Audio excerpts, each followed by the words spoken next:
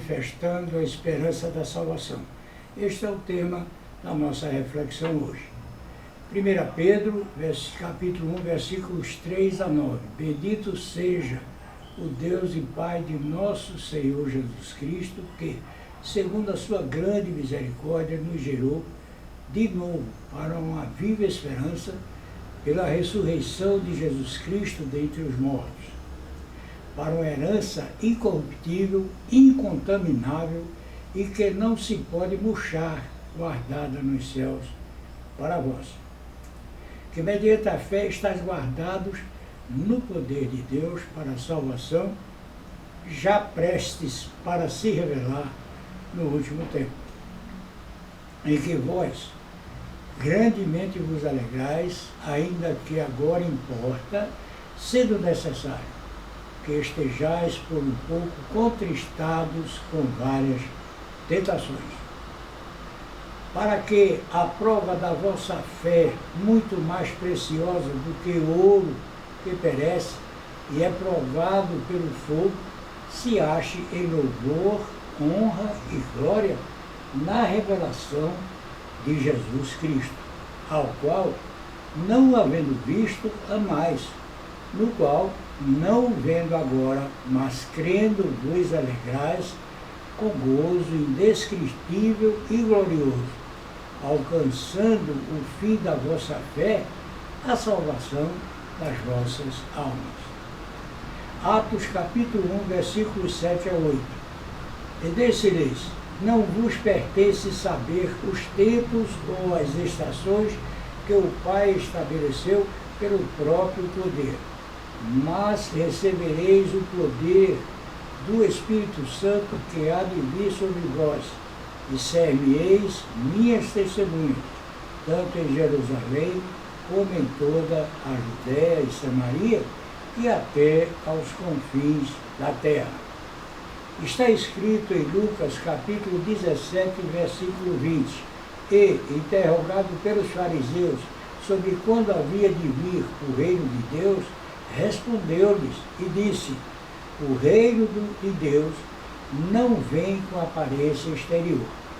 E em Mateus capítulo 3, versículo 11, está escrito: e eu, em verdade, vos batizo com água para o arrependimento, mas aquele que vem após mim é mais poderoso do que eu, cujas sandálias não sou digno de levar. Ele vos batizará com o Espírito Santo e com fogo. Como ter certeza da salvação? Não são poucos os textos bíblicos que tratam sobre o tema salvação. Partindo do Velho Testamento, há uma progressiva revelação do plano de Deus para salvar a humanidade, tendo esse plano a sua realização plena na vida, morte e ressurreição de Jesus Cristo. O caminho da salvação é o próprio Jesus. Ao mesmo tempo em que a Bíblia mostra o caminho da salvação, pois toda ela é cristocêntrica, ela nos responde como podemos estar convictos da nossa própria salvação. Apresenta-nos a Bíblia evidências de que realmente somos salvos. Os salvos têm fé em Jesus Cristo, somente eles a possuem. A fé vem pelo ouvir, e o ouvir pela palavra de Deus, conforme está escrito em Romanos, capítulo 10, versículo 17. Ela é a causa básica das demais evidências da salvação. A Bíblia nos ensina que sem fé é impossível agradar a Deus, conforme Hebreus, capítulo 11, versículo 6. E essa fé é a crença inabalável em Jesus Cristo como único mediador entre nós e o Pai e único Salvador, conforme 1 Timóteo capítulo 2, versículo 5 e Judas capítulo 1, versículo 25. Temos uma promessa de Jesus em João capítulo 3, versículo 16, porque Deus amou o mundo de tal maneira que deu seu Filho unigênito, para que todo aquele que nele crê não pereça, mas tenha a vida eterna. Deus enviou seu Filho ao mundo não para condenar o mundo, mas para que o mundo fosse salvo por ele. João capítulo 3, versículo 17. Quem nele crê não é condenado, mas quem não crê já está condenado, porquanto não crê no unigênito Filho de Deus. João capítulo 3, versículo 18. A fé em Jesus não se restringe em acreditar, mas também em ter absoluta confiança nele, não se rendendo incondicionalmente a Jesus como único e suficiente Salvador. As pessoas não podem ser salvas. A despeito de muitos acreditarem em Deus, saberem que Ele existe, pois deixou testemunho, conforme 1 João capítulo 5, versículo 11, e o testemunho é esse, que Deus nos deu a vida eterna, e esta vida está em seu Filho. Também sabem que o relato sobre Jesus contido na Bíblia é verdadeiro, porém não tem companheirismo com Jesus, não negam a si mesmos, não se deixando conduzir como o templo do Espírito Santo enviado para habitar em nós por Jesus Cristo. Em João capítulo 14, versículo 6, está escrito: disse-lhe Jesus, eu sou o caminho e a verdade e a vida. Ninguém vem ao Pai senão por mim. Outra evidência da salvação é que aquele que é salvo manifesta frutos de arrependimento em seu modo de viver. Isso foi dito por João Batista aos judeus que apenas aparentavam crer em Jesus. E vendo ele muitos dos fariseus e dos saduceus que vinham ao seu batismo, dizia-lhes: raça de víboras, quem vos ensinou a fugir da ira futura? Produzi, pois, bons frutos, dignos de arrependimento. Ora, só podem dar frutos de arrependimento os que apresentam reais evidências de mudança de comportamento. Assim, a mudança de atitude em suas vidas seria um sinal de sua real conversão e consequente salvação. Vejamos a dura advertência de Jesus ao pronunciar o Sermão do Monte, registrado em Mateus capítulo 7, versículos 15 a 23. Acautelai-vos, porém, dos falsos profetas, que vêm até vós vestidos como ovelhas, mas interiormente são lobos devoradores. Por seus frutos os conhecereis. Porventura colhem-se uvas dos espinheiros, ou figos dos abrolhos? Assim, toda árvore boa produz bons frutos, e toda árvore má produz frutos maus. Não pode a árvore boa dar maus frutos, nem a árvore má dar frutos bons. Toda árvore que não dá bom fruto, corta-se e lança-se no fogo. Portanto, pelos seus frutos os conhecereis. Nem todo o que me diz Senhor, Senhor, entrará no reino dos céus, mas aquele que faz a vontade de meu Pai que está nos céus. Muitos me dirão naquele dia: Senhor, Senhor, não profetizamos nós em teu nome? E em teu nome não expulsamos demônios? E em teu nome não fizemos muitas maravilhas? Então lhes direi abertamente: nunca vos conheci. Apartai-vos de mim, vós que praticais a iniquidade. Qual é o fruto da fé?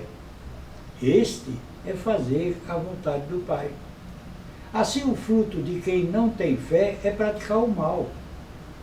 O salvo sempre buscará fazer o que é agradável a Deus, pois foi transformado pelo Espírito Santo. Outra evidência de que alguém foi salvo é a presença e também o testemunho do Espírito Santo, conforme está escrito em 1 João, capítulo 4, versículo 13. Nisto conhecemos que estamos nele e ele em nós, pois que nos deu do seu Espírito. Em Efésios, capítulo 1, versículo 13 a 14, lemos: em que também vós estáis, depois que ouvistes a palavra da verdade, o evangelho da vossa salvação, e, tendo nele também crido, fostes selados com o Espírito Santo da promessa, o qual é o penhor da vossa herança, para a redenção da possessão adquirida, para louvor da sua glória. Vemos, portanto, que todos os salvos receberam o Espírito Santo, o qual é a garantia dessa salvação. Paulo confirma isso em 1 Coríntios, capítulo 3, versículos 16 a 17 e capítulo 6, versículo 19. Não sabeis vós que sois o templo de Deus e que o Espírito de Deus habita em vós? Se alguém destruir o templo de Deus, Deus o destruirá, porque o templo de Deus, que sois vós, é santo. Não sabeis que o vosso corpo é o templo do Espírito Santo que habita em vós, proveniente de Deus, e que não sois de vós mesmos? Em Romanos, capítulo 8, versículos 14 a 16, está escrito: porque todos os que são guiados pelo Espírito de Deus, esses são filhos de Deus. Porque não recebestes o espírito de escravidão, para outra vez estardes em temor, mas recebestes o espírito de adoção de filhos, pelo qual chamamos Abba, Pai. O mesmo Espírito testifica com o nosso Espírito que somos filhos de Deus. Em João, capítulo 1, versículo 12, está escrito: mas a todos quantos o receberam, deu-lhes o poder de serem feitos filhos de Deus, aos que creem no seu nome. A última evidência de que alguém é salvo é que ele irá perseverar na fé. Podemos concluir que a perseverança na fé é uma condição sem a qual não pode haver salvação.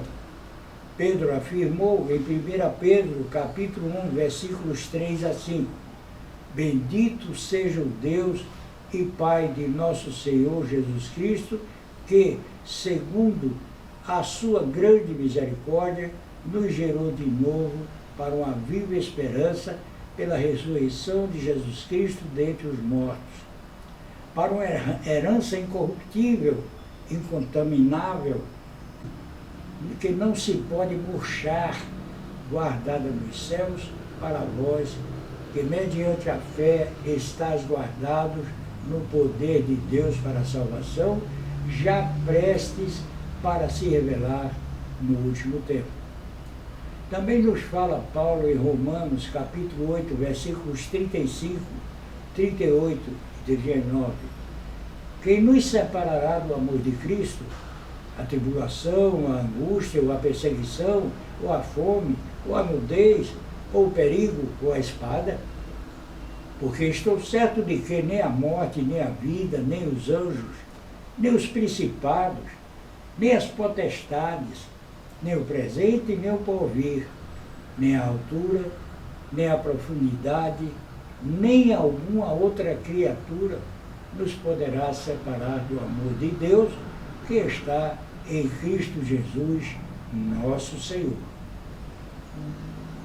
Por que precisamos perseverar? Porque a perseverança não é apenas uma evidência, mas uma exigência para a salvação. E Jesus nos disse em Mateus, capítulo 10, versículo 22 e capítulo 24, versículo 13, e odiados de todos sereis por causa do meu nome. Mas aquele que perseverar até ao fim, esse será salvo. Mas aquele que perseverar até o fim, esse será salvo. A redação é exatamente a mesma dos dois versículos. Lemos ainda em João capítulo 8, versículo 31 a 32. Jesus dizia, pois, aos judeus que criam nele: se vós permanecerdes na minha palavra, verdadeiramente sereis meus discípulos, e conhecereis a verdade, e a verdade vos libertará. Finalmente, em Hebreus capítulo 3, versículo 14, lemos: porque nos tornamos participantes de Cristo, se retivermos firmemente o princípio de nossa confiança até o fim. Tome posse dessa palavra e tenha certeza da salvação em Jesus Cristo. Ao meu Deus e Pai, Javé, por Cristo Jesus, toda a honra e toda a glória de eternidade em eternidade. Amém.